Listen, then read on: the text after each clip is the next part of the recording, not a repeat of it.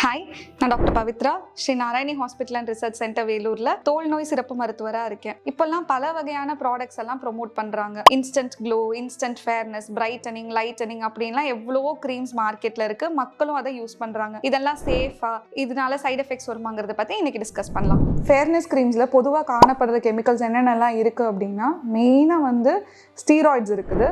அதுக்கு அடுத்ததான் ஹைட்ரோக்வினோன் அப்படிங்கிற ஒரு மெடிகேஷன் இருக்குது. அண்ட் ஒரு சில க்ரீம்ஸில் ஈவன் பாதரசம், அதாவது மர்க்குரி கூட கலக்குறாங்க. அப்போ இந்த க்ரீமெல்லாம் போடும்போது எஃபெக்ட் இருக்குமா இருக்காதான்னு கேட்டிங்கன்னா கண்டிப்பாக இருக்கும்.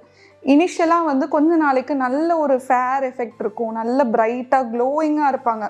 அது பிடிச்சு போய் பேஷண்ட்ஸ் மேலே அப்ளை பண்ண ஆரம்பிக்கும் போது என்ன ஆகும்னா, இதோட சைடு எஃபெக்ட்ஸ் எல்லாம் வர ஆரம்பிக்கும். என்ன ஆகும், நம்ம தோல் எல்லாம் தின்னாக ஆரம்பிக்கும், வெயில் பட்டா எரியிறது, கூச்சம் வர்றது, முகத்தில் அதிகப்படியான முடி வளர்றது, முகப்பரு வர்றது, தோல் வெளிரி போகிறது, இல்லை மேலும் கருப்பாகிறது, இது போன்ற சைடு எஃபெக்ட்ஸ் வரும். அதை தாண்டியும் யூஸ் பண்ணும்போது கொஞ்சம் கொஞ்சமாக இந்த ஸ்டீராய்ட்ஸ் நம்ம பிளட்ல மிக்ஸ் ஆக ஆரம்பிச்சு அதனால சைடு எஃபெக்ட்ஸ் வர ஆரம்பிக்கும். ஹார்மோனல் இஷ்யூஸ் வரலாம். இன்ஃபேக்ட் மர்க்குரி ரிலேட்டடான கிட்னி டேமேஜ் கூட வரலாம். ஸோ ஒரு ஃபேர்னஸ்க்காக ஆசைப்பட்டு நம்ம பாடியையும் ஸ்கின்னையும் ஹார்ம் பண்ணிக்கிறது கண்டிப்பாக நல்லது கிடையாது.